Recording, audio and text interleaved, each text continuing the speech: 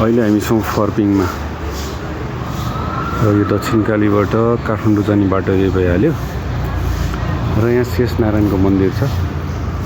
तपाईँहरू पनि आउनुभयो भनेदेखि दर्शन गरेर मात्र जानुभयो भने अझ राम्रो हुन्छ। र यहाँ सेतो माछा तपाईँहरू देख्न सक्नुहुन्छ। कमै मात्र ठाउँमा चाहिँ सेतो माछा हुन्छ र यहाँ रुखहरू राखिएको अवस्था छ र माछालाई एकदम पूजा गरेर यहाँ राखिएको छ। त्यसै गरी माछालाई प्राकृतिक रूपमा नै उहाँहरूको वासस्थानको व्यवस्था मिलाइएको छ। र यहाँ माथि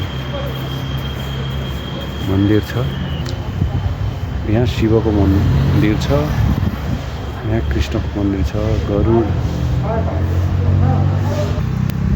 र यो प्राकृतिक जलाशय तपाईँहरूले देख्न सक्नुहुन्छ। र यहाँ सेतो रङको माछा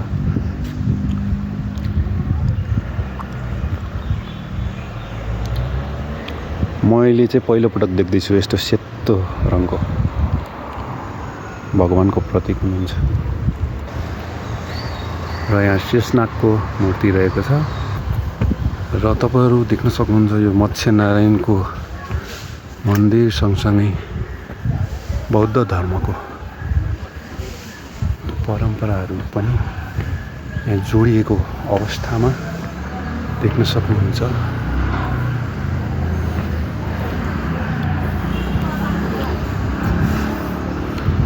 म पहिलोपटक यो ठाउँमा प्रवेश गर्दैछु।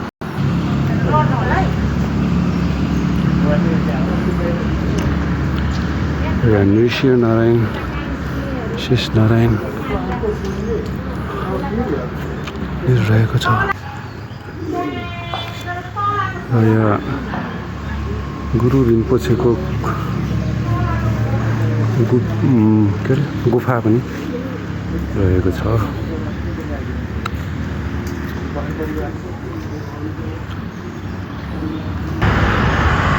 र यो स्थान धार्मिक सँगसँगै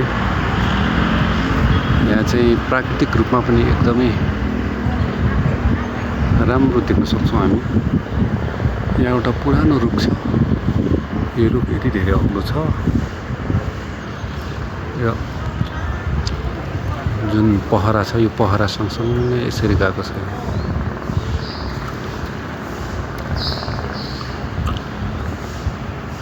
यहाँ शेष नारायण र नृसिंहनारायणको मन्दिर यहाँ देख्न सक्छौँ हामी। र यो स्थानमा चाहिँ हिन्दू धर्म, बुद्ध धर्म मान्नेहरू यहाँ पारस्परिक रूपमा आउने गरेको हामी देख्न सक्छौँ।